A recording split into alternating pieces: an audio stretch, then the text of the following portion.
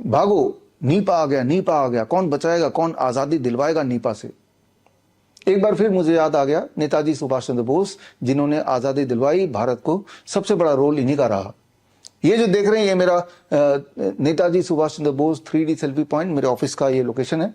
लेकिन इसको देखने से पहले एक बार प्रोपेगेंडा मीडिया क्या कह रही है उसे भी देख लीजिए। पश्चिम बंगाल में निपाह वायरस के 2 संदिग्ध केस मिलने पर केंद्र सरकार अलर्ट है। स्वास्थ्य मंत्री जेपी नड्डा ने मुख्यमंत्री ममता बनर्जी से बात की है। जेपी नड्डा ने एक्सपर्ट्स की टीम को बंगाल भेज दिया है और इस बीच केंद्र की तरफ से एक national joint outbreak response team भी बना दी गई है। पश्चिम बंगाल में एक बार फिर निपा वायरस को लेकर चिंता गहराती नजर आ रही है। उत्तर 24 परगना जिले के बारासात इलाके में स्थित एक निजी अस्पताल में काम करने वाले 2 नर्सों में निपा संक्रमण के संदिग्ध संकेत मिले हैं। भारत में तेजी के साथ फैल रहा है निपा वायरस। केरल के बाद पश्चिम बंगाल में निपा वायरस की दस्तक हो गई है। जो आपने अभी देखा प्रोपेगेंडा मीडिया में, यही वाली बात मैंने 1 जनवरी को अपने फेसबुक और इंस्टाग्राम के माध्यम से आपको ऑलरेडी बता दिया था। जिन्होंने वो पोस्ट मिस कर दिया तो स्क्रीन पे दिया हुआ लिंक bishrup.com/भागो नीपा IRA में जाके देखेंगे तो आपको तसल्ली हो जाएगी कि ये सारी बातें मैं 1 तारीख को बता चुका था कि क्या होने वाला है इसी महीने। तो अब आगे क्या होने वाला है उसकी तैयारी के साथ मैं आया हूं। मैंने पूरी तैयारी कर ली है। नीपा की टेस्टिंग शुरू हो चुकी है और टेस्ट किट मैंने आविष्कार कर लिया है। घर बैठे आप टेस्ट कर सकते हैं नीपा आपके बॉडी में आ चुका कि नहीं। बहुत ही सिंपल टेस्ट है। ये रहा नीपा टेस्टिंग किट मेरे हाथ में है। और पहले मैंने कोविड टेस्टिंग किट भी बनाया था, वो उसके बारे में बात कर लेंगे। ये नीपा टेस्टिंग किट, मान लो मुझे टेस्ट करना है कि मेरे बॉडी में नीपा है कि नहीं, तो ये मेरे हाथ में होना चाहिए और उसको 3 बार हिलाना है। 1 2 3 हिलाने के बाद इसको खोलूंगा। इसके अंदर 2 डायस है और टोटल नंबर अगर 5 आ जाएगा तो मुझे नीपा है। तो खैर मैंने हिलाया और इसको लेके डाल दिया और टोटल नंबर तो गिनता हूं तो 5 + 5 10, यानी कि मुझे तो नीपा नहीं है। बस यही टेस्ट किट है। ये टेस्ट किट अगर आपको चाहिए, ये टेस्ट किट ये ले लीजिए और जिसको भी आपको शक हो इसको नीपा वायरस है उसको पकड़ाइए, बोलिए इसको 3 बार हिलाए और उसको नीचे डाल दे और आप काउंट कर लीजिए। अगर 5 है तो वो नीपा है उसके बॉडी में, नहीं तो नहीं है। आप सोच रहे हो ये क्या मजाक है। अगर कोई इंसान अगर आपके हिसाब से नीपा पॉजिटिव आ गया कि दोबारा टेस्ट उसी वक्त करेंगे तो क्या वो नीपा नेगेटिव नहीं आ जाएगा? कोई और नंबर तो आ ही जाएगा। जो सवाल आप मुझसे पूछ रहे हैं, क्या ये सवाल आप पूछ सकते हैं उसी डॉक्टर से, उसी मेडिकल एसोसिएशन से या उसी मेडिकल फर्टर्निटी से जो नीपा की RT-PCR टेस्ट करा रही है। नीपा के RT-PCR टेस्ट का खेल यही है। एक ही पेशेंट जिसे बोला गया कि ये नीपा पॉजिटिव है, उसी वक्त उसी समय अगर उसी टेस्टिंग किट से दोबारा टेस्ट करेंगे तो क्या वो दोबारा से पॉजिटिव आएगा? The answer is no. The technical answer is no. जितनी बार टेस्टिंग करेंगे उतनी बार पॉजिटिव नेगेटिव आता ही रहेगा। चलिए एक सवाल और पूछते हैं इसके टेस्टिंग किट के एक्यूरेसी को जांचने के लिए कि अगर 100 दुनिया में सबसे हेल्दी इंसान को हम दुनिया के अलग अलग भाग से इकट्ठे कर लें और उन सब पे अगर यही वाला टेस्ट करूं मैं जो मैंने बनाया है, क्या ये बात सच नहीं कि उनमें से कुछ लोग तो इस टेस्ट के आधार पे नीपा पॉजिटिव आ जाएंगे? यानी कुछ लोगों का ऐसा नंबर आ जाएगा कि जो नंबर से अभी तो 10 ही आ रहा है, मैं एक बार और ट्राई करता हूं और अभी आप देख रहे हैं ये कितना आया, 4 और 1 5, यानी कि 5 आ गया तो वो तो नीपा पॉजिटिव हो जाएगा। क्या सच बात नहीं है कि 100 रैंडम हेल्दी इंसान पकड़ो और उन 100 के 100 को टेस्ट करा दो तो उनमें से 5-7 लोगों का according to this test 5 number आ ही जाएगा, यानी कि हम बोलेंगे वो तो नीपा पॉजिटिव हो गए। अब यही सवाल आप उसी डॉक्टर से पूछिए, उसी पैथोलॉजी लैब से पूछिए कि आप 100 लोगों को इकट्ठा कर लें रैंडमली जो बिल्कुल हेल्दी हैं और उन सब में अगर नीपा RT-PCR टेस्ट कराएंगे तो क्या ये सच बात नहीं उनमें से 5 से 10% लोग रैंडमली पॉजिटिव आ जाएंगे? तो जो यहाँ पे इनएक्यूरेसी है या एक्यूरेसी है वही वाली बात तो वहीं पे है। चलिए एक तीसरा सवाल पूछते हैं।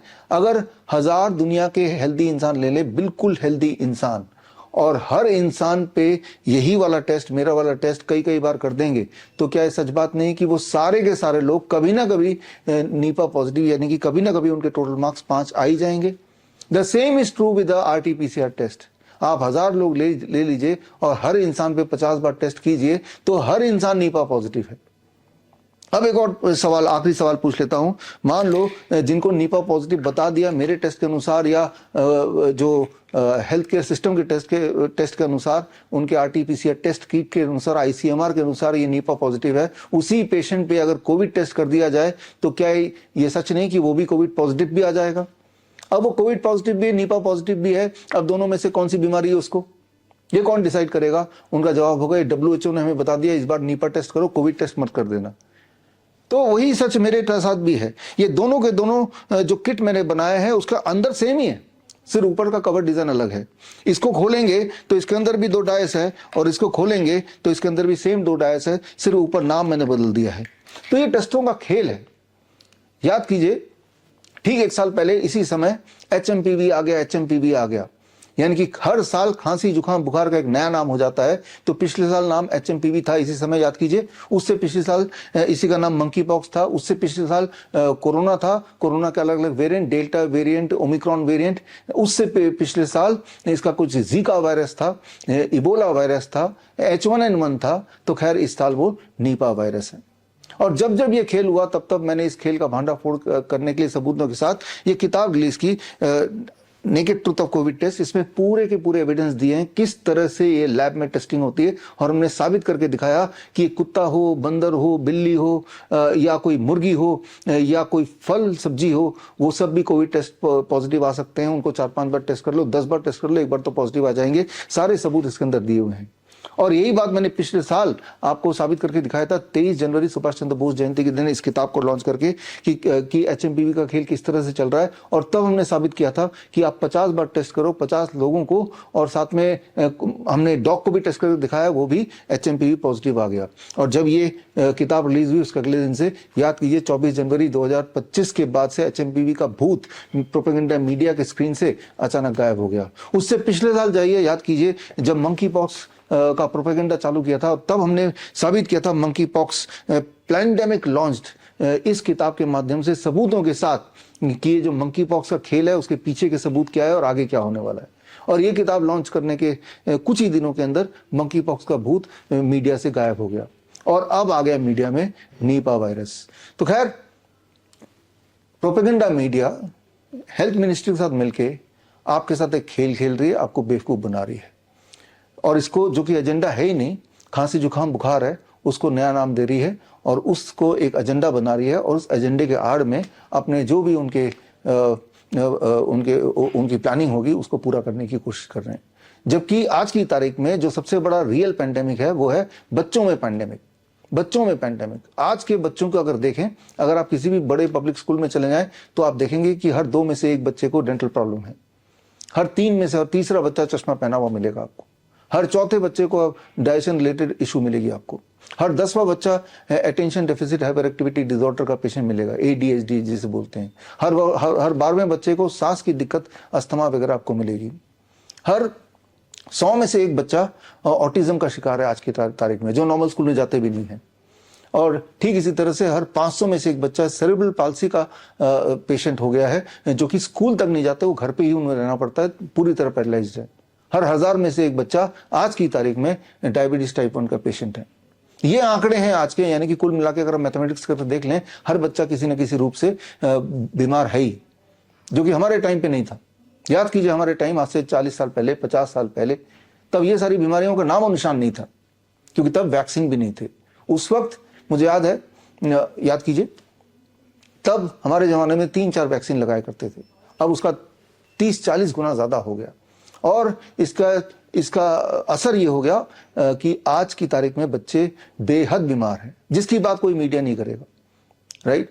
तो खैर, हम इसकी बात करेंगे। और 23 जनवरी यानी कि सुभाष चंद्र बोस जयंती के दिन मैं खास ट्रेनिंग प्रोग्राम लॉन्च कर रहा हूं, और ये कार्यक्रम सुबह 10 बजे होगा। इस कार्यक्रम में मैं आपको इनवाइट करता हूं, दिल्ली में ये कार्यक्रम है, और आपको फिजिकली आने की जरूरत नहीं है, आप लाइव मुझसे जुड़ सकते हैं और जुड़ के इस कार्यक्रम का हिस्सा बन सकते हैं। और इस कार्यक्रम में 2 भाग है। पहले भाग में नीपा चैलेंज। जो लोग भी ये सोचते हैं, या जो मेडिकल फ्रेटर्निटी जिन्हें लगता है कि जनता बेवकूफ है और जिनको ये लगता है कि मैं झूठ बोल रहा हूं, तो मैं खुलेआम चैलेंज कर रहा हूं, जो ये साबित कर दे कि आपका जो नीपा का जो RT-PCR टेस्ट है वो मेरे RT-PCR टेस्ट से ज्यादा एक्यूरेट है, ये रैंडम टेस्ट से ज्यादा एक्यूरेट है, तो मैं आपको 10 लाख रुपए दे दूंगा। It is open challenge. आपको ये बात समझनी होगी, एक साधु बाबा है जो सब कुछ बता देते हैं, उसके बाद कोई प्रेग्नेंट वुमन जाती है, बच्चा बताओ साधु जी मेरा बेटा होगा कि बेटी होगी, वो कुछ ना कुछ तो बोलेगा, या बेटा बोलेगा या बेटी बोलेगा, पॉजिटिव या नेगेटिव, कुछ ना कुछ तो बोलेगा। व्हाट इज द चांसेस कि जो भी वो बोल रहा है वो ठीक होगा?